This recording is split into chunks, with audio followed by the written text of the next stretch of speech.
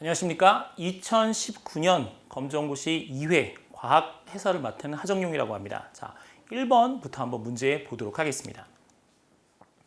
1번부터 보시면 그림과 같이 한 물체에 같은 방향으로 크기가 각각 20N, 40N인 두 힘이 작용할 때 두 힘의 합력의 크기를 물어보고 있습니다. 자, 이렇게 방향이 같을 때, 같은 방향일 때는 합력의 크기는 두 힘을 더해서 우리가 이렇게 얻을 수 있죠. 그래서 바로 몇 뉴턴? 40 더하기 20에서 60N이라는 걸 알 수 있습니다. 그리고 방향은 바로 두 힘의 방향이죠. 그래서 이렇게 60N이라고 이렇게 표현할 수 있다는 것. 그래서 바로 1번의 정답은 4번, 이렇게 4번이 되겠습니다. 자, 2번 문제 한번 보도록 하겠습니다. 자, 2번은 답이 먼저 나왔는데요. 그림과 같이 빗면 위에 가만히 놓은 물체가 미끄러져 내려오는 동안 시간에 따른 속력을 나타내는 그래프입니다. 자, 여기서 중요한 건 지금 여기 있는 이 물체는 아래쪽으로 중력을 이렇게 받게 될 겁니다. 중력을 이렇게 받게 될 거고 중력에 의해서 아래쪽으로 내려오면서 점점점 대신 중력의 크기는 내려오는 동안 변하지 않습니다. 크게 변하지 않고 거의 일정하기 때문에 일정한 힘이 작용하면 물체의 속력은 점점점 증가하게 됩니다. 그래서 지금 이 경우에는 만약에 나머지 그래프가 약간 좀 헷갈리셨다 할지라도 이거는 지금 속력이 점점점 줄고 있고 자, 이거는 속력이 늘고 있다가 갑자기 중간쯤에서 속력이 다시 감소하고 있습니다. 여기 또 갑자기 확 증가하고 있다가 갑자기 확 감소하는 그래프가 있기 때문에 2, 3, 4번을 고르시긴 조금 힘들 것 같고 힘이 중력이 계속 일정하게 이렇게 작용했기 때문에 바로 속력이 일정하게 증가했을 것이다. 그래서 2번의 정답은 바로 1번이라고 이렇게 체크해 두시면 되겠습니다. 3번 문제 한번 보도록 하겠습니다. 3번은 그림에서 전구 가와 나에 흐르는 전류의 세기가 다를 때 AD 중 전구 가에 흐르는 전류의 세기를 측정하기 위한 전류계의 위치라고 되어 있습니다. 만약에 여기 있는 A점이나 여기 있는 D점에 이렇게 만약에 그 전류계를 설치하면 A와 D는 이 회로에 흐르는 전체 전류를 이렇게 측정하게 됩니다. 가와 나에 있는 그런 세세한 전류는 따로 알 수가 없죠. 그러면 가에 만약에 흐르는 전류를 알고 싶다면 전류계는 가의 바로 앞쪽이나 가의 바로 뒤쪽에다 이렇게 설치를 해주시면 B나 요 뒤쪽에 설치하는 거랑 똑같은 효과를 얻을 수 있습니다. 그래서 바로 요 정답은 바로 몇 번? 2번의 B라고 볼 수 있겠고 나에 흐르는 전류를 혹시 알고 싶으시다면 여기에는 그 앞에 있는 C나 바로 그 뒤쪽에 이렇게 전류계를 설치하면 이것도 바로 이 나에 흐르는 전류만을 몇 암페어인지 이렇게 측정을 할 수 있다는 것. 하지만 우리는 전하량 보존의 법칙에 따라서 가에 흐르는 전류와 나에 흐르는 전류를 만약에 우리가 각각 독립적으로 이렇게 측정해낼 수 있다면 A와 D는 굳이 측정하지 않아도 여기 있는 가와 나의 합이라는 사실 그렇게 알 수 있다는 것 기억해 두시면 좋겠습니다. 4번 한번 보도록 하겠습니다. 다음 설명에 해당하는 물리량이라고 물어보고 있는데 단위는 와트시 혹은 와트아워, 킬로와트아워라고 하죠. 참고로 1킬로와트아워는 1000와트아워입니다. 이건 어디에나 사용되는 접두어이기 때문에 1000을 의미하죠. 공 3개를 이렇게 의미합니다. 자, 그 다음에 전기기구에서 사용한 전기 에너지의 양이다 라고 되어 있는데 자, 우리 W는 P 곱하기 T를 구할 수 있죠. 여기서 W가 바로 전력량이고 전력량은 전력 곱하기 시간으로 구할 수 있습니다. 근데 여기서 조금 중요한 건 전력의 단위는 흔히들 아시다시피 와트인데 여기서 시간의 단위가 바로 정말 시간입니다. 1시간, 2시간 할 때. 그래서 이렇게 전력량의 단위를 그대로 써서 와트시, 와트아워라고 이렇게 나타낸다는 것 이걸 잘 알아두시면 좋겠고요. 그래서 이 소비 전력과 사용 시간을 곱해서 우리가 이렇게 알 수 있습니다. 그래서 이 설명에 해당하는 물리량을 바로 뭐라고 부르냐? 전력량이라고 부릅니다. 참고로 전압은 이 전하를 흐르게 하는 힘, 능력 얘기하는 거 볼트로 나타내고요. 전류는 이 전하의 흐름을 나타냅니다. 바로 암페어로 나타내죠. 그 다음 저항은 제가 좀 이쁘게 그리자면 이렇게 오메가, 옴으로 이렇게 나타낼 수 있습니다. 그래서 4번의 정답은 4번 이렇게 고르시면 되겠습니다. 자, 5번 문제 한번 보도록 하겠습니다. 그림과 같이 레이저 빛이 입사각 60도로 평면 거울에 입사할 때 반사각의 크기는 요거는 이제 주로 낚으려고 많이 나오는데 요번엔 되게 정직하게 문제가 나왔습니다. 그래서 이렇게 법선이 나와 있고 이 법선에서부터 입사 광선까지를 60도 입사각이라고 아주 정직하게 줬죠. 그러면 반사의 법칙에 따르면 입사각과 반사각은 언제나 같아야 됩니다. 다른 경우는 존재하지 않습니다. 반사의 법칙에 따르면 입사각과 반사각은 언제나 같아야 되기 때문에 입사각이 60도였다면 반사각 또한 몇 도여야 된다? 60도가 이렇게 되어야 한다는 것. 그래서 바로 5번의 정답은 3번 이렇게 고르시면 되겠습니다. 6번 한번 보시죠. 다음 중 진폭이 가장 큰 파동은 이렇게 물어보고 있습니다. 참고로 진폭이란 뭐냐면 파동의 경우에 여기 있는 매질이 가장 높이 왔을 때를 마루, 가장 바닥에 왔을 때를 골이라고 합니다. 그럼 모든 매질은 마루와 골 사이를 왔다 갔다 하는데 그 왔다 갔다 하는 요 폭의 절반을 바로 진폭이라고 부릅니다. 자, 그럼 여기서부터 지금 마루가 4m, 골도 마이너스 4m, 그럼 총 8m죠? 그럼 그거의 절반인 요 4m가 바로 진폭이 되겠습니다. 그래서 여기는 4m가 되겠고요. 자, 여기는 4cm네요. 4cm가 되겠고 여기는 2cm가 되겠고, 자, 요 진폭은 2cm가 되겠고, 요 진폭도 2cm가 되겠습니다. 요 진폭은 너무 작죠?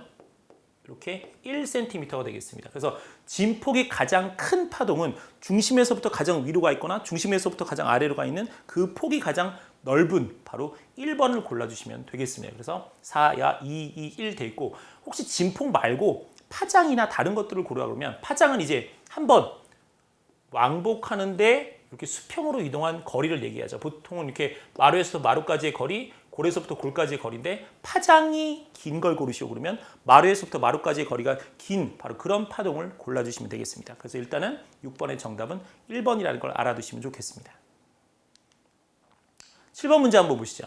그림은 두 물체 A, B를 접촉시켰습니다. 근데 A, B는 현재 온도가 다릅니다. 하나는 높고 하나는 낮습니다. 근데 지금 A가 훨씬 더 고온이죠.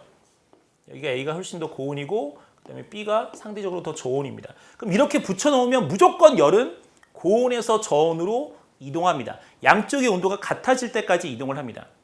그럼 이 이동하는 방법은 세 가지가 있죠. 전도, 대류, 복사가 있습니다. 그래서 이 세 가지 방법에 의해서 열심히 이동을 하는데 결국은 언젠가는 같아지는 상태가 오죠. 우리는 그걸 바로 뭐라고 그러냐면 열평형 상태라고 부릅니다. 그래서 열평형 상태에 이렇게 도달을 하죠. 이때의 온도를 바로 열평형 온도라고 부릅니다. 근데 여기서 가장 중요한 건 뭐냐면 열이 고온에서 저온으로 이동합니다. 그 이동하는 열의 양을 열량이라고 부르죠. 그러면 고온의 물체가 잃은 열량과 저온의 물체가 얻은 열량은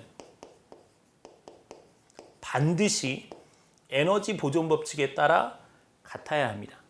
고온의 물질이 10kcal의 열을 잃어버렸다면 저온의 물질이 10kcal 분명히 얻어냈을 겁니다. 그렇기 때문에 여기서 지금 A가 잃은 열량이 30kcal라면 B가 얻은 열량은 얼마가 되어야 하느냐? 바로 30kcal가 되어야 된다는 거죠. 그래서 바로 정답은 7번에 1번 이렇게 골라주시면 됩니다. 8번 한번 보도록 하겠습니다. 8번은 자 그림은 어떤 고체 물질, 이게 고체 물질이 나와 있지 않아도 고체라는 걸 알 수 있습니다. 왜냐하면 상태 변화가 두 번 일어났기 때문이죠. 고체에서 액체로 한번 일어나고 액체에서 기체로 상태 변화가 일어났습니다. 그래서 첫 번째 고체, 자 여기는 고체에서 이제 액체로 이렇게 변하고 있죠. 그다음에 여기는 이제 완전히 액체만 남았고 여기는 또 액체에서 기체로 이렇게 변하고 있고 여기는 또 기체만 이렇게 남아 있습니다. 자 이렇게 상태 변화를 하고 있는데 고체에서 액체, 즉 융의하는 동안 온도가 일정하게 상태 변하는 동안 온도가 일정하게 유지됩니다. 이때의 온도를 우리가 바로 녹는 점이라고 부르죠. 그럼 이렇게 액체에서 기체로 상태 변하는 동안 또 온도가 일정하게 유지되는데 우리가 이때의 온도를 바로 뭐라고 부르냐? 끓는 점이라고 부릅니다. 자 그러면 A, D 중 이 물질의 녹는 점에 해당하는 온도, 녹는 점이라고 하면 고체가 액체로 상태 변하는 동안 일정하게 유지되는 온도를 얘기를 합니다. 그래서 고체가 액체로 이렇게 상태 변하는 동안 일정하게 유지되는 이 온도 바로 B가 녹는 점이 되겠습니다. 참고로 C는 끓는 점입니다. 여기 뭐 D하고 A는 그냥 아무 의미도 없는 뭐 처음 시작점과 마지막 점이라는 거 그렇게 말씀드리겠고요. 그래서 8번의 정답은 2번 이렇게 골라주시면 되겠습니다. 자, 그 다음 문제 한번 보도록 하시죠. 다음 설명에 해당하는 이온이라고 되어 있는데요. 칼슘 원자가, 자, 원자는 항상 안에 들어있는 이 원자 안에 있는 플러스 원자 핵과 그 다음에 주변에 있는 전자의 수가 같아야 됩니다. 이렇게 같을 때, 정기적으로 중성일 때 우리는 반드시 그걸 원자라고 부를 수 있죠. 자, 그런데 전자가 두 개 잃었을 때 형성되는 이온이라고 지금 되어 있습니다. 칼슘 원자는 참고로 양성자가 20개고 전자가 20개입니다. 왜냐면 20번이니까. 자, 그런데 전자를 두 개 잃어버리면 플러스 20개에 마이너스가 18개밖에 안 됩니다. 두 개가 빠져나갔죠? 자, 그러면 이걸 이렇게 지우면 누구만 남냐? 플러스 2만 남죠. 그래서 칼슘은 CA2 플러스 이가의 양이온이라고 이렇게 얘기를 하는 겁니다. 그래서 형성되는 이온이다. CA2 플러스. 탄산이온과 반응하여 탄산칼슘 여기 나와 있죠. 자, 여기 지금 되게 많은 걸 알려줬죠. 요것과 반응하여, 그럼 요것과 반응했으니까 남는 CA구나 라고 이렇게 알 수 있습니다. 그러면 여기서 설마 칼슘이 나와 있는데 여기 나트륨, 은, 마그네슘을 고르시지는 않았으리라고 생각을 합니다. 그래서 정답은 바로 칼슘 CA2 플러스 9번의 정답 3번 이렇게 골라주시면 되겠습니다. 자, 계속해서 10번 문제 한번 보도록 하겠습니다. 그림과 같은 장치로 서로 잘 섞이는 액체 혼합물입니다. 자, 액체 혼합물이 두 종류가 시험 문제에 많이 나옵니다. 섞이지 않는 액체 혼합물일 경우에는 분별 깔때기를 이용해서 분리하시면 됩니다. 밀도차를 이용한 거죠. 자, 그런데 이렇게 잘 섞이는 이라고 하면 지금 여기 있는 증류장치를 이용해서 아니면 혹은 조금 더 어렵게 분별 증류장치를 이용해서 이렇게 분리해낼 수 있습니다. 바로 끓는 점을 이용하는 거죠. 끓는 점을 이렇게 이용을 하는 겁니다. 자, 그래서 얘 지금 보시면 자, 뭐 예를 대표적으로 이제 에탄올과 물이 있는데 에탄올과 물은 에탄올은 한 78도 정도 끓고 물은 약 100도 정도에서 끓습니다. 그럼 얘를 바글바글 이렇게 가열하면 이 중에서 누가 먼저 끓어 올라가냐면 에탄올이 먼저 끓어서 이렇게 올라갑니다. 그 다음 두 번째로는 물이 이렇게 끓어가겠죠. 자, 그러면 온도가 쭉 올라가다가 에탄올이 한번 싹 끓고 그 다음 또 쭉 올라가다가 물이 한번 이렇게 싹 끓을 겁니다. 그래서 여기서 에탄올이 끓어 나오고 물이 이렇게 끓어 나온다는 것. 이걸 끓는 점 차이로 이렇게 나는 분리한다는 것. 그래서 이런 걸 우리가 증류 혹은 좀 더 분별 증류라고도 이렇게 표현할 수 있습니다. 그래서 10번의 정답은 바로 2번 이렇게 생각하시면 되겠습니다. 그래서 여기서 지금 끓이면 이렇게 슉 올라가다가 에탄올 기체가 여기 있는 온도계에 맞고 온도를 정확하게 측정된 다음에 이 아래쪽에 내려가서 찬물에 의해서 냉각돼서 다시 여기는 에탄올 액체가 기화됐다가 끓어서 기화됐다가 다시 액체로 이렇게 모일 수 있는 그래서 두 개를 분리할 수 있는 그런 장치라는 것 기억을 좀 잘 해두시면 좋겠습니다. 자, 11번 한번 보시죠. 다음 설명에 해당하는 예로 적절한 것은 물어보고 있는데 물리 변화는 물질의 고유한 성질이 변하지 않고 모양이나 상태가 변하는 것이다. 자, 물리 변화는 모양이나 성질이 그러니까 뭐 모양이나 상태는 변할 수 있는데 성질이 변하지 않는다라고 되어 있습니다. 자, 그러면 철사를 구부린다. 철사를 구부려도 철사죠. 나무가 불에 타면 우리가 뭐 그걸 나무라고 부르지 않죠. 재라고 부릅니다. 그래서 이건 실제로 성질이 완전히 변하는 겁니다. 그래서 이거는 물리 변화지만 이 나무가 불에 타는 건 바로 화학 변화입니다. 깡통에 녹이 쓸었으면 그 전에는 철이지만 녹이 쓸면 산화철로 다른 물질이 되죠. 화학 변화가 됩니다. 그 다음에 사과의 자른 면이 갈색으로 변했다. 갈변이죠. 이것도 역시 화학 변화가 됩니다. 그러면 이렇게 성질이 변하지 않는 물리 변화의 예로 적절한 것은 바로 1번 철사를 구부렸다. 만약에 철사를 뭐 불태웠다. 뭐 이렇게 하게 되면 이거는 뭐 1번도 화학 변화가 될 수 있지만 단순히 구부린 거 아니면 심지어 철사를 그냥 녹였다 할지라도 이거는 그냥 물리 변화에 속한다는 것. 상태 변화 자체도 물리 변화에 속한다는 사실 기억을 꼭 해두셨으면 좋겠습니다. 자, 12번 한번 보도록 하겠습니다. 그림은 자, 눈의 구조입니다. 눈의 구조. 눈의 구조를 나타낸 것인데 눈과 물체의 거리가 변할 때 AD 중 두께가 변화되어 초점을 조절하는 곳은 이라고 되어 있습니다. 자, 여기서 지금 보시면 가까운 곳을 볼 때 여기 안에 수정체가 있고 이 수정체에 여기 진대라고 불리는 끈이 이렇게 달려 있습니다. 그 다음 이 진대는 이 주변에 선모체라고 불리는 이 원형의 근육으로 이렇게 잡혀 있죠. 자, 그러면 두께가 변하는 건 여기 있는 이 수정체가 이렇게 두꺼워지면 지금 우리는 가까운 곳을 보고 있는 것입니다. 우리가 지금 이렇게 가까운 곳을 보고 있는 것이고, 만약에 수정체가 이렇게 얇아지면 우리는 지금 먼 곳을 이렇게 보고 있는 겁니다. 그래서 두께가 변화되어서 초점을 이렇게 조절하는 것은 바로 수정체 A 이렇게 골라주시면 되겠습니다. 그럼 동공은 바로 뭐 하느냐?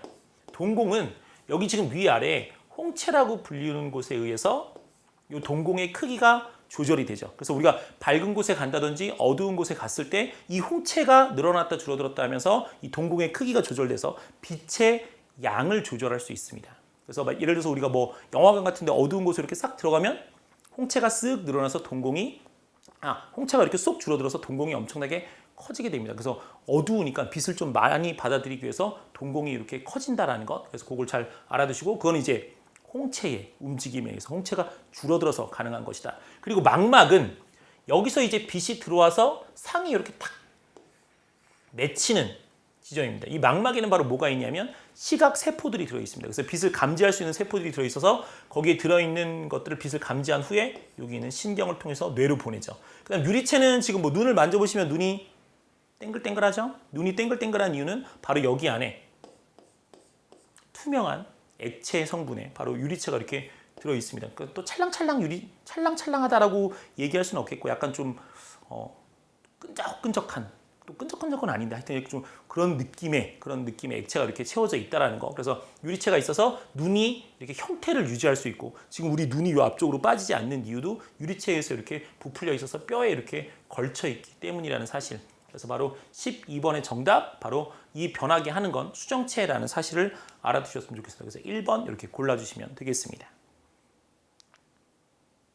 자, 12번 한번 보도록 하겠습니다. 13번 한번 보도록 하겠습니다. 자, 수소 기체와 산소 기체는 1대 8의 질량비로 반응하여 바로 물을 이렇게 생성합니다. 자, 지금 여기 나와 있죠? 이 반응하는 질량비가 1대 8이라고 이렇게 알려줬습니다. 자, 그러면 2g이 1이면 여기 있는 요 xg은 8이겠죠. 해서 비례식을 세워서 문제를 맞출 수도 있고요. 자, 2g이 지금 문제에서 나와 있는 대로 1일 때 여기 있는 xg은 8이겠구나 라고 해서 문제를 맞출 수도 있고요. 자, 그 다음에 질량 보존의 법칙에 따라서 2g 더하기 xg 한 게 18g이어야 합니다. 라부아지의 질량 보존의 법칙에 따라서, 왜냐하면 원자는 새로 생겨나거나 없어지거나 변하지 않기 때문에 항상 그대로 있어야죠. 그럼 여기서 18g이 나왔다는 건 여기서 2g밖에 안 썼는데 여기서 바로 16g을 썼다라는 얘기입니다. 그래서 x는 바로 얼마? 16g 이렇게 나올 수 있겠죠. 그래서 뭐 구할 수 있는 방법은 여러 가지가 있으니까 여러분들이 편한 방법대로 이렇게 답을 구해 주시면 되겠습니다. 그래서 정답은 바로 4번 이렇게 고르시면 되겠습니다. 자, 14번입니다. 그림은 잎의 단면 구조를 나타낸 것인데요. 세포가 울타리를 세워놓은 것처럼 나란히 배열되어 있고, 그 다음 광합성이 가장 활발하게 일어나는 곳은, 자, 뭐 이름이 솔직히 좀 나와 있으니까 이거 좀 편했죠.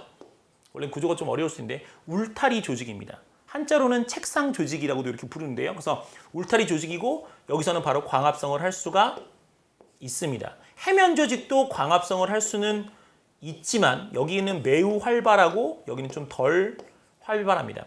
그 다음에 여기 뒷면의 표피세포에는 모두 광합성을 할 수 없는데 뒷면 표피세포 일부가 변한 공변세포에서만 광합성을 할 수 있습니다. 그래서 문제가 조금 어렵게 나오는 경우에는 다음 중 광합성을 할 수 있는 곳을 다 고르시오. 그러면 우리가 울타리 조직, 해면 조직, 공변세포 이렇게 고르시면 되겠고, 표피 조직은 절대 광합성을 할 수가 없습니다. 그래서 가장 활발하게 일어나는 건 울타리처럼 가장 빽빽하게 이렇게 세포들이 채워져 있는 바로 울타리 조직이 되겠습니다. 그래서 정답은 바로 B, 2번 이렇게 고르시면 되겠습니다. 자, 15번입니다. 그림은 사람의 건강한 심장에서 혈액의 흐름을 나타낸 것입니다. 심장으로 들어오는 혈액을 받아들인 곳만을 옳게 짝지어진 것은, 자, 지금 다행히 여기 화살표가 지금 나와 있습니다. 자, 화살표를 보시면 좌심실에서는 심장에서 피를 뿜어서, 자, 여기 있는 동맥으로 피가 이렇게 뿜어져 나가고 있습니다. 그래서 심실은 피를 뿜어내는 곳입니다. 그것과 연결된 여기 있는 동맥도 피가 뿜어져 나가는 혈관이죠. 자, 여기 있는 우심실도 마찬가지입니다. 피가 바로 여기 있는 좌측과 우측의 폐로 뿜어져 나가고 있습니다. 자, 그렇다면 들어오는 곳은 어디 있을까요? 바로 여기 있는 좌심방과 또 여기 있는 우심방이 지금 이렇게 바로 심장으로 이렇게 들어오는 혈액을 받아들이는 곳이죠. 그래서 자, 혈액을 받아들이는 곳을 우리는 심장에서 심방이라고 부르고 혈액을 내뿜는 곳을 우리가 바로 심실이라고 부릅니다. 그래서 정답 우심방과 좌심방 이렇게 골라주시면 되겠습니다. 그래서 정답은 바로 몇 번? 4번 이렇게 체크하시면 되겠습니다. 16번 문제입니다. 다음에 예에 해당하는 화학 반응 물어보고 있는데요. 생선 비린내를 없애기 위해서 레몬즙을 뿌립니다. 그리고 벌침에 쏘였을 때 암모니아수를 바른다. 그 이유는 뭐냐면 생선 비린내는 염기성입니다. 그런데 레몬즙인 산성을 뿌리게 되면 이게 순식간에 염기성과 산성이 만나서 굉장히 빠른 반응 중에 하나인 중화 반응을 하게 되죠. 그래서 산과 염기가 만나 중성의 물을 만드는 이 과정을 우리가 중화 반응이라고 하는데 이렇게 중화 반응이 만들어집니다. 그 다음에 벌침에 쏘였을 때 암모니아수는 대표적인 염기죠.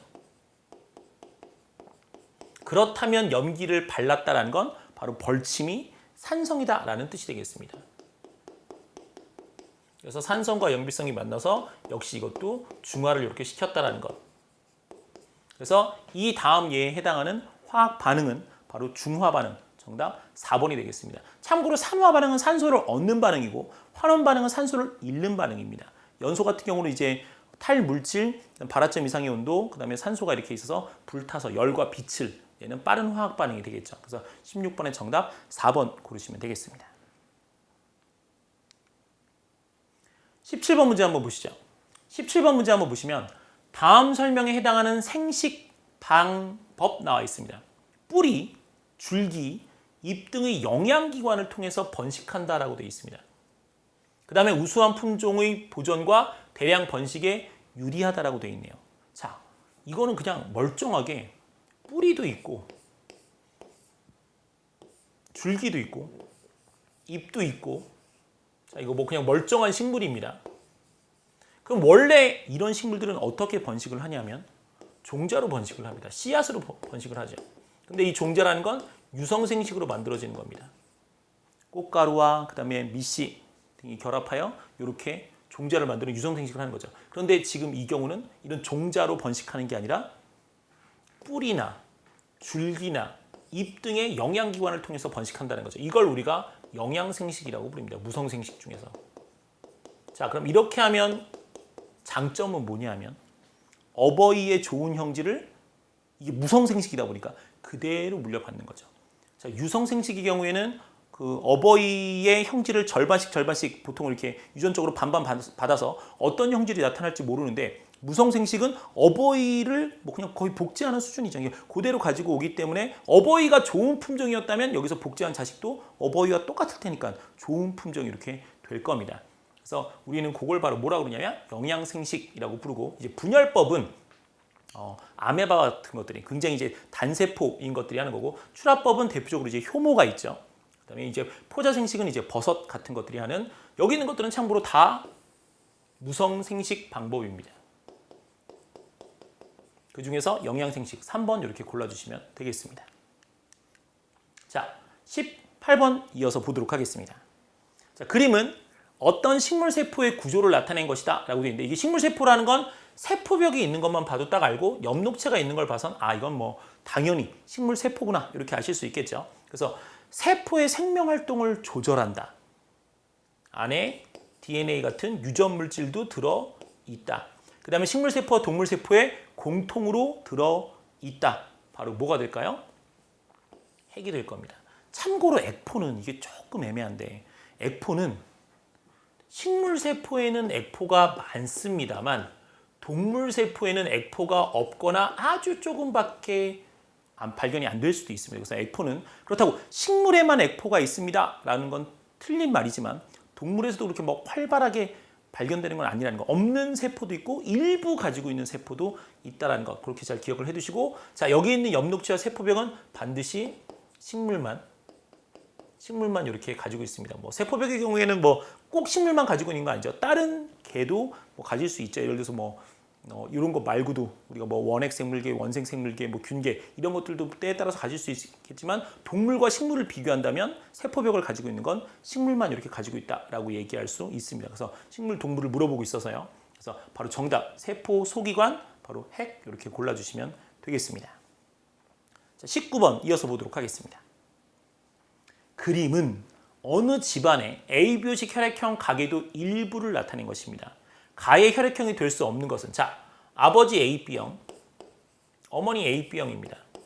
그럼 자식을 만드는 방법은 총 4가지가 있습니다. 아빠가 A 줄 때 엄마가 A 주는 방법 하나. 자, 순종 A형이죠. 자, 아빠가 A 줄 때 엄마가 B 주는 방법 하나. AB형이죠. B 줄 때 A 주는 방법 하나. A 먼저 쓰겠습니다. AB형이고요. B 줄 때 B 주는 방법 하나. 자, 그럼 이 집안은 A형 나올 수 있고 AB형 확률이 좀 더 높고 B형 나올 수 있죠. O형은 절대로 나올 수가 없습니다. 그래서 가의 혈액형이 될 수 없는 것은 바로 뭐? O형 이렇게 3번 골라주시면 되겠습니다. 자, 20번. 그림은 판의 경계 중 발산형 경계를 나타내고 있습니다. 지금 멘틀이 상승하고 있죠. 새로운 판이 생성되고 있습니다. 자, 그럼 판이 소멸한다? 틀렸죠. 판이 생성되고 있습니다. 판과 판이 멀어집니까? 그렇죠. 판과 판이 점점점 멀어지고 있습니다. 그 다음에 멘틀 물질이 하강합니까? 아니죠. 지금 위에 상승하고 있는 걸 여러분들이 보실 수 있습니다. 그 다음에 습곡산맥이 주로 형성된다고 되는데 습곡산맥은 대표적으로 이제 판과 판이 충돌할 때 이렇게 많이 생깁니다. 특히 이제 대륙판과 대륙판이 충돌할 때 많이 생깁니다. 그 유명한 예가 이제 히말라야 산맥이 되겠죠. 그래서 습곡산맥이 주로 이렇게 형성되는 건 여기서는 아니고 그럼 여기서는 뭐가 형성되느냐? 요 위쪽에 V자 형태의 V자 모양의 열의 계곡, V자 열곡 같은 것들이 이렇게 많이 생성이 됩니다. 그래서 바로 20번의 정답은 2번 이렇게 골라주시면 되겠습니다. 자, 21번입니다. 다음 설명에 해당하는 것은 암석이 높은 열과 압력을 받아서 조직과 성분이 변해 만들어집니다. 그리고 편암, 편마암 등이 이렇게 있습니다. 그래서 암석이 높은 열과 압력을 받아서 조직과 성분이 변해서 만들어지고 그 다음에 편암, 편마암 등이 이렇게 있는데 지금 보시면 열과 압력을 받았기 때문에 기존에 의해서 변해 있습니다. 우리는 이런 것들을 뭐라고 그러냐면 변성암이라고 부르죠. 그 대표적으로 이제 편암, 편마암 등인데 참고로 여감은 자갈이 쌓아서 만들어진 자갈력 퇴적암입니다. 여기는 이 암도 참고로 퇴적암이죠. 사암은 모래가 쌓여서 만들어진 퇴적암이고요. 그래서 이런 것들을 우리가 뭐라고 부르냐? 변성암이라고 부릅니다. 그래서 21번의 정답은 4번 이렇게 고르시면 되겠습니다. 자, 22번. 다음은 공기가 단열 상승하여 구름이 생성되는 과정을 나타낸 것이다. A에 해당하는 것은 이라고 되어 있는데 이렇게 아래쪽에 있던 공기가 아래쪽에 있으면 아래쪽은 공기가 많기 때문에 기압이 굉장히 높습니다. 자, 근데 얘가 예를 들어서 9만큼의 열을 가지고 있다고 치죠. 자, 그런데 공기가 상승합니다. 공기가 상승하는 원인은 여러 가지가 있죠. 뭐 저기압 중심이라든지 지표가 불균등하게 가열된다든지 아니면 뭐 한랭전선, 온난전선이 있다든지 뭐 여러 가지 방법이 있습니다. 자, 그런데 어쨌든 상승하면 점점점 산 위로 올라가면 숨쉬기가 어려워집니다. 숨쉬기가 어려워진다는 건 기압이 작아진다는 거죠. 그럼 기압이 작아지면 공기의 부피는 이렇게 빵 하고 커집니다. 부피가 커지죠. 그래서 비행기 탈 때 우리가 과자 봉지 갖고 타면 빵빵해지는 게 바로 그 원리고 놓친 풍선은 올라가다가 빵빵해지다 뻥 하고 결국 터집니다. 근데 문제는 아까 9만큼의 열을 갖고 있었는데 자, 단열 상승했습니다. 열을 더 받아들이지도 않고 열을 더 내놓지도 않았습니다. 그럼 그 열이 그대로 9가 이렇게 될 텐데 만약에 이렇게 부피가 9배 커지게 되면 한 칸당 1씩 나눠 먹어야 되는 일이 생깁니다. 그럼 아까는 한 칸이 9였는데 지금은 한 칸의 열이 1이죠. 그러니까 즉 온도가 내려가는 효과가 이렇게 생기더라는 겁니다. 그래서 바로 뭘 하면 요만큼이었던 공기가 압력이 기압이 작아져서 이렇게 빵 하고 팽창을 하면이죠. 그래서 바로 정답은 몇 번이냐면 2번 이렇게 골라주시면 되겠습니다. 그래서 팽창하면 온도는 낮아지고 압축하면 온도는 올라간다는 것. 이것도 그냥 상식으로 하나 알아두시면 좋겠습니다. 자, 23번. 그림은 대기 대순환에 의한 위도별 바람을 나타낸 것이다 라고 되어 있습니다. 다음 설명에 해당하는 바람 이렇게 물어보고 있는데요. 자, 위도 30도에서 위도 60도에 부는 바람이다. 바로 편서풍이 되겠죠. 우리나라에 영향을 주는 황사와 관련돼 있다. 여기 있는 내몽고 지역에서 모래바람이 생기면 편서풍을 타고 우리한테 가는 겁니다. 예전에 후쿠시마에서 그 발전소 뻥 터져서 방사능 물질이 왔을 때 바로 옆이었음에도 불구하고 다행히 편서풍 때문에 우리 쪽으로 바로 안 오고 지구 한 바퀴 돌다가 가장 좀 늦게 그렇게 돌아온 편이기도 하다라는 거. 그래서 도움도 받았고 좀 황사 때문에 안 좋은 것도 실제로 받았죠. 그래서 다음 설명에 해당하는 바람은 바로 편서풍 이렇게 얘기하시면 되겠고 참고로 이 아래쪽에 이제 예전에 무역할 때 썼다는 바람인 무역풍, 그다음에 이제 극쪽에 부는 극동풍이 이렇게 있습니다. 해류풍은 이제 하루를 기준으로 낮과 밤에 낮에는 해풍, 밤에는 유풍 이렇게 변하는 바람이죠. 그래서 대기 대순환이라고 부르면 여기 있는 무역, 극동, 편서 이 세 개를 이렇게 얘기합니다. 그래서 23번의 정답은 3번 이렇게 골라주시면 되겠습니다. 자, 24번 한번 보시죠. 그림은 우리나라에서 몇 시간 동안 북쪽 하늘을 촬영한 별의 일주운동을 나타낸 것이다. 이 현상이 나타나는 원인은 자, 지금 요 중심에 바로 폴라리스라고 불리는 북극성이 이렇게 있습니다. 그러면 우리는 가만히 있는데 별들이 이렇게 돌아주는 게 아니라 여러분들이 뭐 자전거를 탄다든지 자동차를 타고 앞으로 나아갈 때 꼭 여러분들 주변에 있는 배경들이 뒤로 움직이는 것처럼 느껴지죠. 빌딩도 움직이고 나무도 움직이고 사람도 움직이는데 여러분들을 위해서 전 세계가 띄워주는 건 아니죠. 실제로 움직이는 건 뭡니까? 내가 움직이는데 이 주변의 배경들이 내 반대 방향으로 움직이는 것처럼 보이는 겁니다. 그런 것들을 우리가 겉보기 운동이라고 부르는데 실제로 별들이 지금 이렇게 움직이는 것처럼 보이는 건 지구가 이렇게 바로 자전하기 때문입니다. 그래서 이 현상이 나타나는 원인, 참고로 지금 북쪽 하늘을 보고 있는데요. 바로 지구의 자전 때문이다. 그래서 3번 이렇게 알아두시면 좋겠고요. 태양의 자전을 확인하고 싶으시다면 흑점을 관찰하시면 되겠고 지구의 공전 같은 걸 뭐 이렇게 우리가 확실하게 공전하고 있느냐 이런 걸 알아보신다면 좀 어렵지만 연주시차 같은 것들로 우리가 이렇게 확인해낼 수 있습니다. 그래서 24번에는 3번 골라주시면 되겠습니다. 자, 이제 마지막 문제인데요. 25번 한번 보도록 하겠습니다. 자, 이게 바로 연주시차입니다. 지구 공전의 가장 강력한 증거죠. 자, 그림은 별 A, B의 연주시차를 나타낸 것이다. 별 A까지의 거리가 10파섹일 때 별 B까지의 거리는 얼마인가? 라고 지금 되어 있습니다. 자, 연주시차는 자, 거리에 반비례합니다. 거리는 연주시차분의 1 이렇게 얘기할 수 있어서 자, 만약에 연주시차가 0.1일 때 그럼 0.1분의 1은 10파섹이라고 이렇게 구할 수 있죠. 자, 그러면 여기서 중요한 건 뭐냐면 자, 요 지구가 여기 있을 때와 여기 있을 때 6개월 차이가 났을 때 같은 별을 봤을 때 요게 시차고 그 절반을 연주시차라고 하는데 그게 0.1초일 때하고 0.2초일 때 지금 보다 더 연주시차라는 각도는 더 커졌는데 거리는 더 가까워졌습니다. 그럼 이게 10파섹이었다면 B는 최소한 10파섹보다는 더 아래쪽이겠죠. 그럼 솔직히 10하고 20은 고를 수가 없을 겁니다. 답은 1 아니면 5겠죠. 그래서 이것도 계속 구해보시면 그러면 0.2일 때는 0.2분의 1. 자, 그럼 이거를 구해보시면 바로 5파섹이라는 걸 이렇게 우리가 구하실 수 있을 겁니다. 그래서 바로 정답은 2번 이렇게 구하시면 되겠습니다. 자, 이렇게 해서 모든 문제의 해설이 끝났습니다.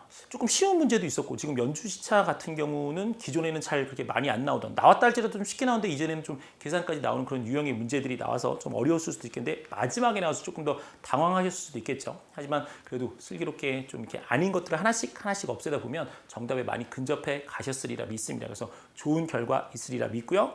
수고하셨습니다.